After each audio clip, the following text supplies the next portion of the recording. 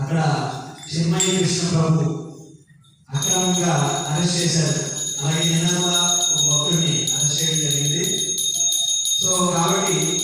ఈ అరెస్ట్ని నిరసిస్తూ అలాగే మన అక్కడ